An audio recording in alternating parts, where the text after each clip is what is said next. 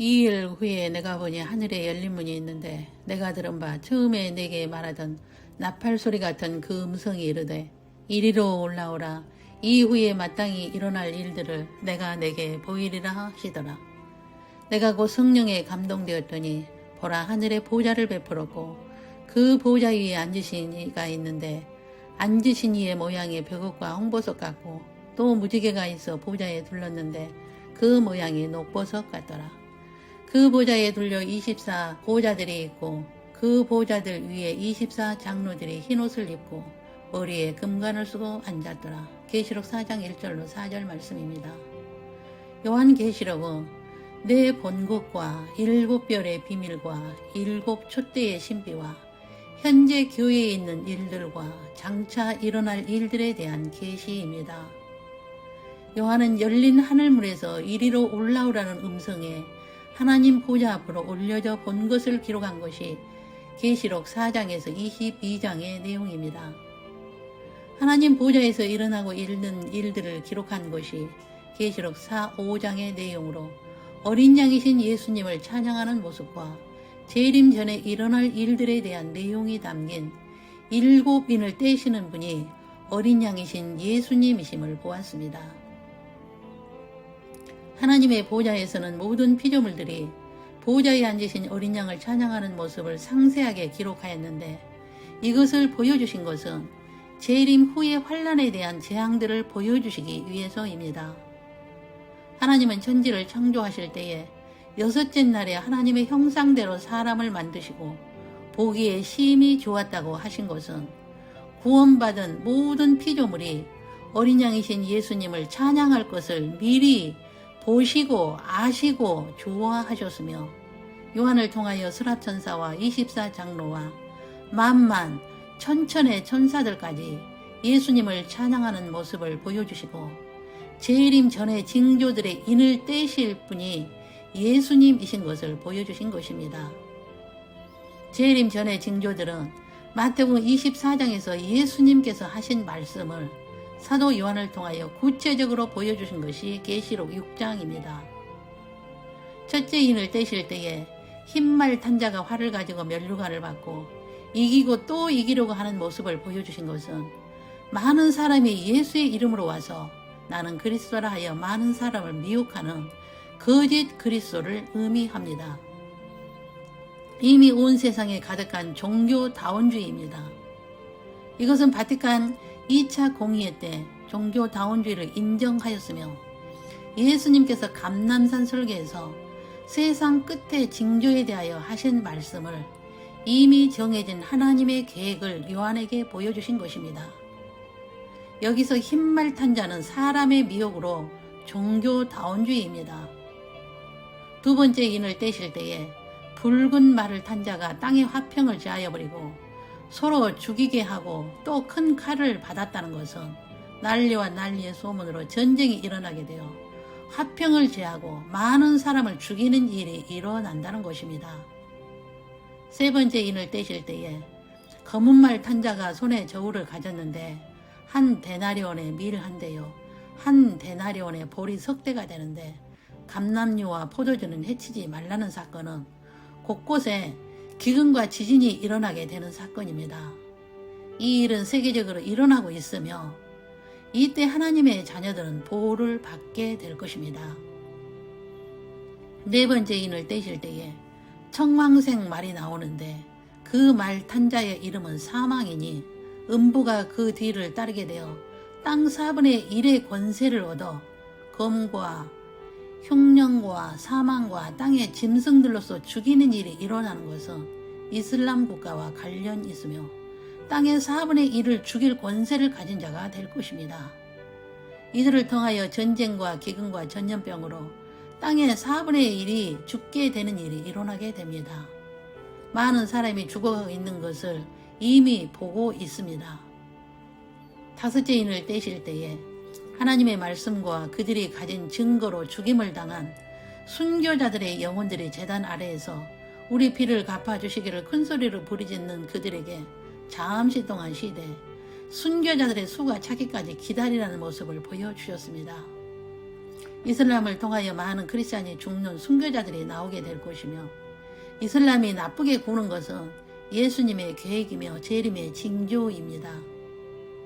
여섯째 인을 떼실 때에 큰 지진으로 해가 검은 털로 짠 상복같이 검어지고 달은 온통 피같이 되며 하늘의 별들이 떨어지며 산과 섬이 제자리에서 옮겨지는 큰 지진과 자연재해와 천재지변과 기후변화가 강하게 일어날 것입니다. 이미 인사건은 일어났으며 점점 더 강하게 일어나게 될 것입니다. 이 일 후에 땅의 내 모퉁이인 지구 사면에 대환란을 일으키는 내 천사로 하여금 대환란을 일으키기 전에 일어날 일들이 있는데, 하나님의 인침을 받은 14만 4천이 채워지게 되고 이 수가 차면 순식간에 공중재림 사건이 일어나게 됩니다.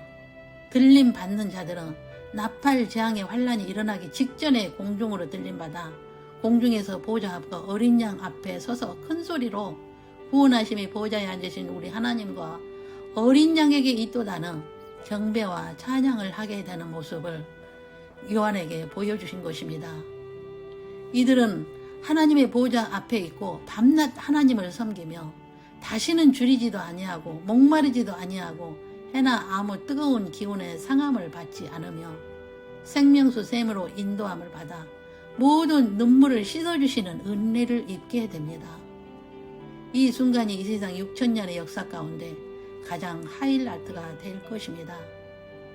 메시아닉 주들이 차면 바로 그 들림 사건이 있으며 공중에서 찬양하는 일이 일어나는데, 메시아닉 주들이 찼다는 것을 어떻게 알 수 있나요?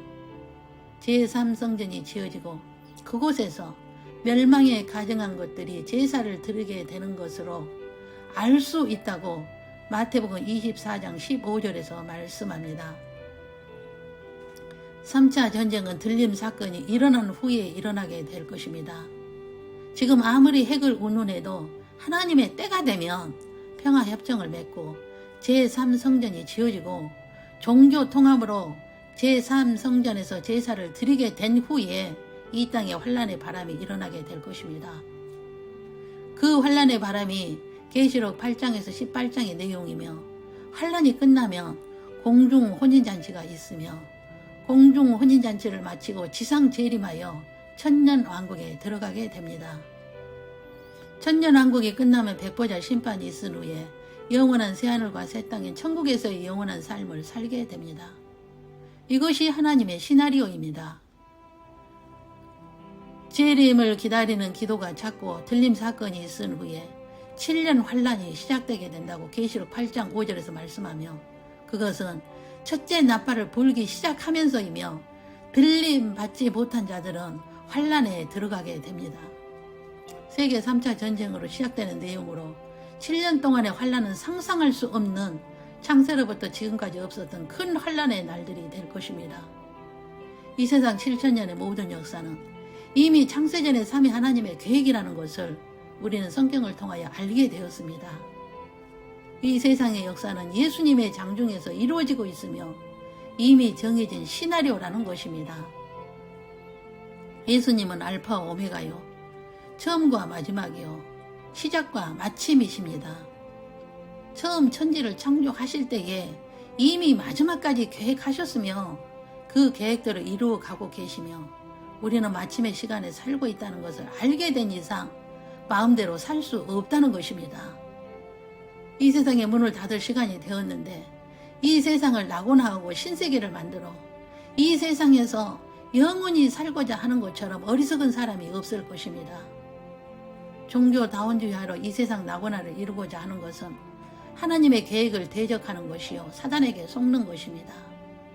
이미 사단은 이 세상 시간세계에서 사용하고 영원한 불못에 던질 도구로 창조하셨으며 사용 후에는 영원한 무적행으로 넣기 위한 도구일 뿐입니다. 그런데 사단을 신으로 믿고 따른다면 사단이 무적행에 던져질 때 함께 불못으로 던져지게 됩니다. 많은 크리스찬들은 요한계시록을 무서운 책이라고 하여 무관심하게 되지만 그것은 은혜를 입지 못하였기 때문입니다. 은혜를 입은 자라면 요한계시록은 우리의 눈물을 닦아주시는 하나님의 사랑의 책이 될 것입니다. 예수님은 모세를 통하여 하신 말씀이 있습니다. 만일 그들이 지혜가 있어 이것을 깨달았으면 자기들의 종말을 분별하였으리라고 말입니다. 여호와를 아는 지혜가 있다면 반석이신 예수 그리스도를 버리지 않고 자기들의 종말을 어디에서 어떻게 살 것인가 분별하게 될 것입니다. 여러분은 왜 예수를 믿으십니까? 믿음의 결국은 영원 구원함을 받기 위함이 아닌가요? 영원히 하나님의 행복을 부여받고 영원히 하나님을 찬양하기 위함이라는 지혜가 있어야 합니다. 그 지혜는 하나님의 창세전의 모든 시나리오를 알고 그 시나리오 안에서 나는 누구이며 어떻게 살아야 하는 존재인가, 영원의 때에 어디에서 어떻게 살 것인가를 알게 될 것입니다. 우리는 어디에서 와서 어디로 가는 존재임을 성경을 통하여 알게 되었습니다. 이 세상에서 영원히 사는 것이 아닙니다. 이 세상은 잠시 나그네여 외국인이여 천국 시민권자로 창조 목적 훈련을 받기 이 세상에 잠깐 보내진 자들이며 창조 목적 훈련이 마치면 본향으로 가게 되는 존재입니다. 주 95년에 사도 요한에게 보여주셨던 하나님의 보좌에서 일어나고 있는 일들을 보게 하셨으며 앞으로 일어날 일들에 대하여서도 보게 하셨습니다. 그렇다면 자기의 종말이 보이게 될 것입니다. 지금은 재림 직전에 있으며 환란의 바람이 불기 직전에 있다면 우리는 이 세대를 본받지 말고 마음을 새롭게 하여 변화를 받아 하나님의 선하시고 기뻐하시고 온전하신 뜻이 무엇인지 분별하여 믿음의 분량대로 지혜롭게 생각하여 예수 그리스도의 몸의 지체가 되어야 합니다. 그렇게 될 때에 엘리야의 영성으로 에녹의 영성으로 살게 되어 공중 혼인잔치에 참여하는 자가 될 것입니다. 계시록 2장 7절입니다. 귀 있는 자는 성령의 교회들에게 하시는 말씀을 들을지어다. 계시록 7장 10절입니다. 구원하심이 보좌에 앉으신 우리 하나님과 어린 양에게 있도다. 아멘입니다. 기도하겠습니다. 길이요 진리요 생명은 오직 예수 그리스도 뿐입니다. 창세전의 삼위 하나님의 계획을 우리 손에 우리 글로 주셔서 하나님의 신비의 계획을 알게 하시고 자기들의 종말을 분별하게 하시고 반석이신 예수 그리스도만을 구원자로 섬기게 하여 삼위 하나님을 찬양하고 경배하게 하심은 주님의 특별하신 은혜입니다.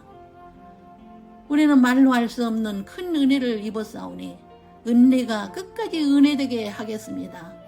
이 세상의 문을 닫을 마지막 시대에 살고 있는 우리들은 7년 환란을 눈앞에 두고 있으며 그 환란에 들어가지 않고 공중 혼인잔치에 들어가기 위한 믿음으로 엘리야처럼 에녹처럼 살 수 있는 은혜를 더하여 주옵소서. 지금까지 은혜로 여기까지 오게 하셨고 앞으로도 은혜로 주님을 공중에서 배울 때까지 지켜주시옵소서. 우리는 은혜가 아니면 한순간도 살 수 없는 존재임을 고백합니다. 우리의 종말을 분별하였사오니 영혼의 때의 영혼을 하나님을 찬양하며 경배하는 창조 목적 동력자로 준비하겠습니다. 창세로부터 지금까지 없었던 큰 환란을 공중에서 내려다볼 수 있는 은혜를 입기 위하여 오늘도 하나님의 보좌 앞에 나아갑니다. 우리는 이 세상에 살고 있지만 이 세상을 본받지 않고 늘 마음을 새롭게 하여 변화된 청결한 마음으로 하나님의 뜻 안에 있기를 원하여 산 제물이 되는 영적 예배자가 되겠습니다. 우리들의 삶의 예배를 받아 주시옵소서. 각 가정에서 올리는 흠없는 제물의 예배를 흠양하시고 성령의 기름 부으심으로 은혜를 더하여 주옵소서. 가족의 일원 중에 예수 그리스도를 주님으로 모시지 않는 지체들을 긍휼히 여겨주셔서 오늘이 구원을 받는 날로 축복하옵소서.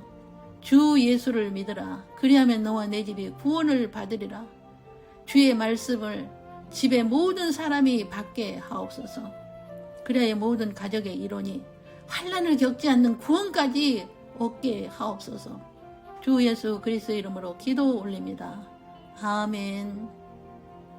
주 예수 그리스도의 은혜와 하나님의 사랑과 성령의 교통하심이 요한이 보았던 하나님의 보좌를 보고 앞으로 일어날 일들을 보고 자기들의 종말을 보는 지혜자가 되어 영혼의 영혼을 어디서 살 것인가 결정하고 다짐하여 이 세상에서 어떻게 살아야 함을 깨닫고 나그네의 외국인이요 천국 시민권자로서 오직 예수 그리스도만이 길이요 진리요 생명이심을 인정하고 외치는 엘리야와 에녹의 영성으로 살다가 공중 혼인잔치에서 주를 맞이할 수 있기를 소망하는 신부 후보생들 위에와 각 가정 위에와 각 사람 머리 위에 영원토록 함께 계시기를 주 예수님의 이름으로 축원하옵나이다. 아멘.